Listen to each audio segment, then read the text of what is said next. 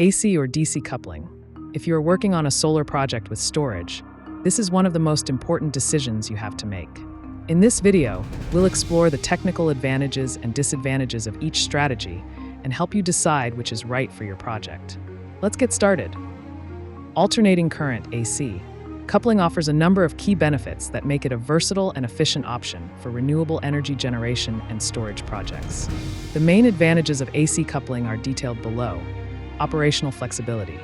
This approach allows both the solar plant and the battery energy storage system, BESS, to operate completely independently. This separation facilitates the integration of other renewable energy sources, such as wind, without interfering with the original operation of the system. Thus, greater adaptability to different scenarios and energy needs is achieved. Compatibility with existing plants. AC coupling is an ideal solution for retrofitting plants already in operation. It requires no modifications to the direct current (DC) system of the solar panels, minimizing the cost and complexity of the upgrade.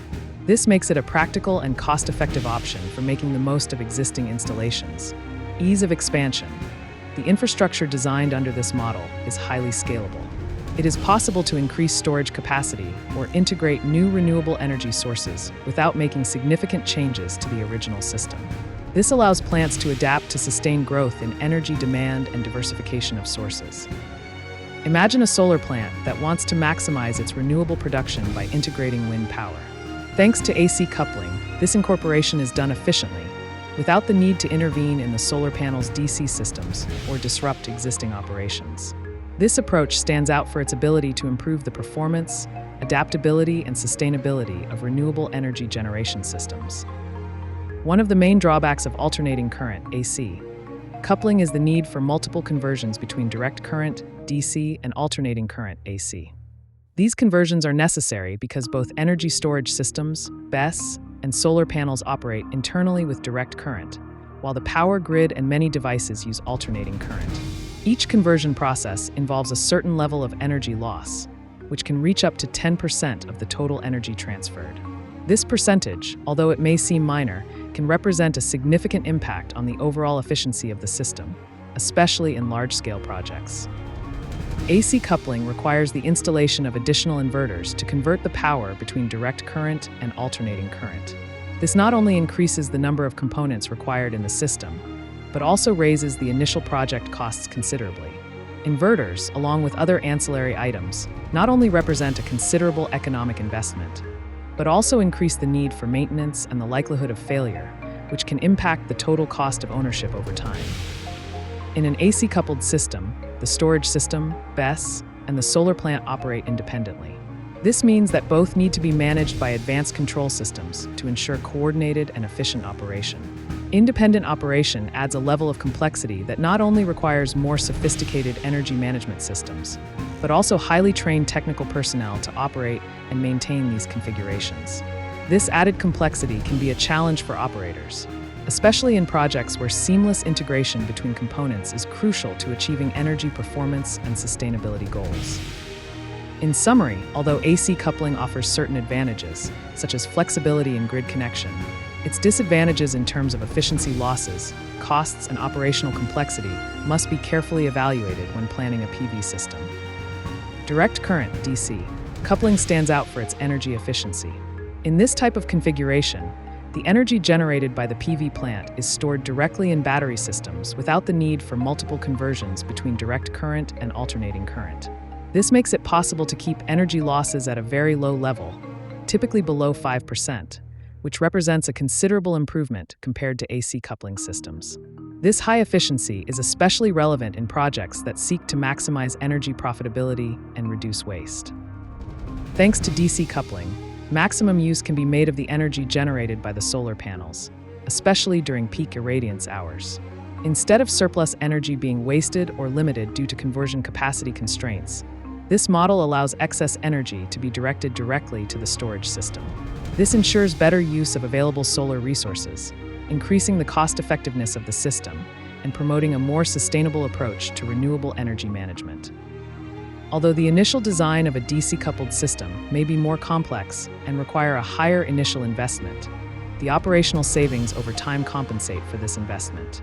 By reducing energy losses and minimizing conversion processes, the system operates more efficiently and with less need for maintenance associated with additional components such as inverters. This results in a lower total cost of ownership over the long term, making it an attractive option for forward-looking renewable energy projects. One of the main disadvantages of DC coupling is the need to reconfigure the DC bus, especially in existing plants that are not designed for this architecture. This process can be technically challenging and costly, as it involves major adaptations to the electrical infrastructure, which could delay system implementation and increase initial project costs. DC coupling is less versatile when it comes to integrating additional energy sources, such as wind, which generally generates power in alternating current. This type of configuration is mainly optimized for solar plants and specific storage systems, which limits its applicability in hybrid projects that combine different renewable sources. This lack of flexibility can be an obstacle in projects where diversification of energy generation sources is sought. Expanding storage capacity in a DC-coupled system may require significant structural changes. Integrating new batteries or upgrading the system can be more complicated and costly due to the need to maintain consistency and compatibility with the existing DC bus. This factor can limit system scalability and require careful planning from the outset to avoid future problems. In conclusion, while DC coupling offers significant benefits in terms of energy efficiency and optimization, it also poses challenges that must be considered when planning renewable energy projects. Its feasibility will depend on the specific project context and the short and long-term objectives. If we consider energy efficiency versus flexibility, direct current, DC if the priority is to maximize energy efficiency, DC is the best choice. It is especially suitable for new or compact systems, where energy conversion losses are minimized, and the design can be optimized from the start to take advantage of its benefits. Alternating current, AC in retrofit projects or systems that integrate multiple energy sources, such as wind, solar, and batteries, AC is more flexible. This approach allows for easier and more adaptive integration into existing grids or hybrid configurations that require versatility. If we take into account the implementation and operating costs, alternating current, AC, the implementation of a system based on alternating current implies a higher initial investment due to the need for additional components, such as inverters.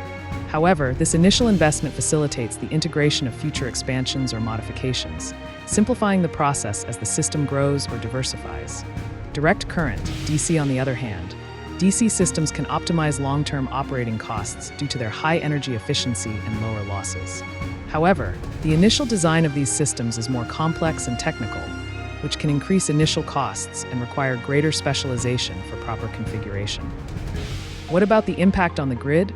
Alternating current, AC systems stand out for their fast response capacity and frequency regulation, which makes them an ideal solution to contribute to the stability of the power grid. This feature is essential in networks where energy demand fluctuates considerably or where precise synchronization is required. Direct current, DC. Although DC systems can also contribute to grid stability, their impact on this aspect is less immediate. However, they are capable of providing consistent efficiency that can reduce pressure on the grid infrastructure in the long term. The choice between AC and DC depends on the specific needs of the project. Choose DC if energy efficiency is the priority and the project involves new or compact systems. Choose AC if you are looking for flexibility to integrate multiple power sources or are retrofitting an existing facility. Considering factors such as initial cost, long-term savings, and impact on grid stability will be key to making the best strategic decision. As we have seen, there is no one-size-fits-all strategy for all projects. The choice between AC and DC will depend on your priorities in efficiency, flexibility, and cost. If you are designing or retrofitting a system with BESS, contact me on LinkedIn. Together, we can find the best solution for your energy needs. And don't forget to subscribe to the channel for more content and to keep learning about BESS systems.